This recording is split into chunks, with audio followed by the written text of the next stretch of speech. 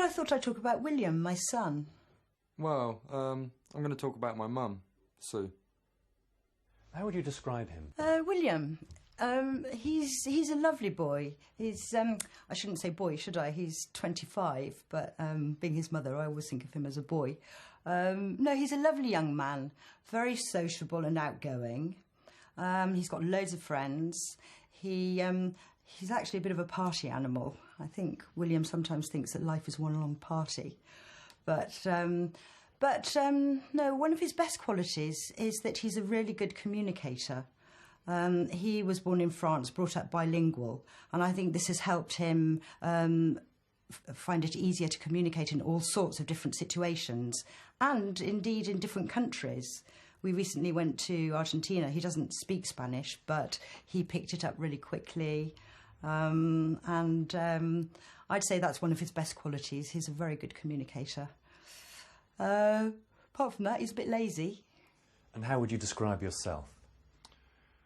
Well, I think I've inherited certain traits of my mum, like, you know, being sociable and stuff like that. I never had a real job, but if I did have one, I'm sure I'd be, you know, similar to my mum in that respect, hard-working, and I'd like to think professional too. How would you describe your mum? Well, my mum's a social person, outgoing, but she's also a very hard-working person, professional. She's a sort of person you'd like to have at a party, sort of very buoyant personality. And how would you describe yourself? Well, I'm a teacher, so I've got all the characteristics of teachers. I'm bossy, hard-working, and I'm also the eldest of 4 children, so I think the sort of bossy thing comes from there as well. I'm very sociable. I really enjoy the company of my friends and I like meeting new people. Having said that, I do actually really need time on my own too. I'm pretty domesticated, although having said that, I can't cook. Yeah, I think I'm probably a bit nervy, actually, on the downside. But perhaps that goes with being quite creative as well. Has your son got any annoying habits?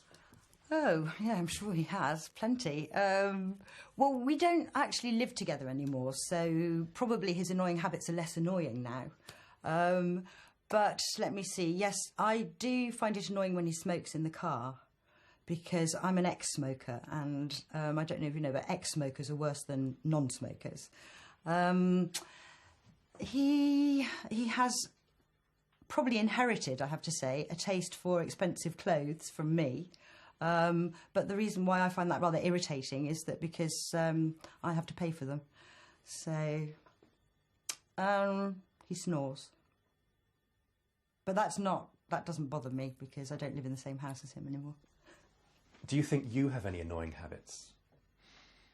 Well, I suppose my most annoying habit would be playing my music loud. That doesn't really affect my mum anymore because we don't live together. But I think the neighbours get the brunt of that now. Has your mum got any annoying habits? Well, yeah, of course she has got some annoying habits.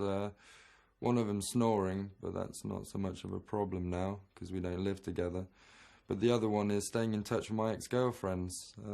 There have been a few embarrassing situations where I've been with a present girlfriend and ex-girlfriends have been invited to my birthday party, for example, which, you know, was a bit embarrassing. Do you think that you have any annoying habits? Oh dear. Well, you'd better ask William that. Let me see. Yes, I'm very untidy. I leave things all over the place, and I'm quite happy to leave the washing up for a few days. That's one thing.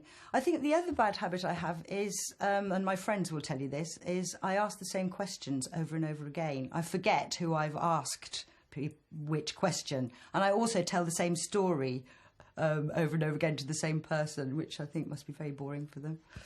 Apart from that, I'm perfect. What's the best thing about your relationship now?